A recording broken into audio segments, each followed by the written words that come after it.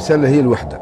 أنا نتوجه كل الوطنيين الديمقراطيين نقول لهم الوحدة قدرنا وليس خيار، هي اللي تنجم تقف سد منيع قدام خطاب الفتنة وخطاب التفرقة. البلاد ما في حاجة لتغيير وزراء، البلاد في حاجة لبرنامج إنقاذ وطني، برنامج يستنهض البلاد ونكملوا به المرحلة الانتقالية ونوصلوا البلد لبر الأمان.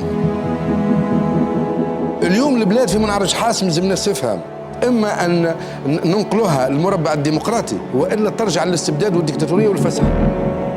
فلذلك تونس تنتفض بصورة مشرقة مدنية ديمقراطية سلمية. إياكم من الانجرار المربع العنف ما يخدم كان الرجعية والثورة المضادة. نظامنا سلمي ديمقراطي جماهيري واسع، هذاك سلاح شعب تونس العظيم اللي أسقط الدكتاتور.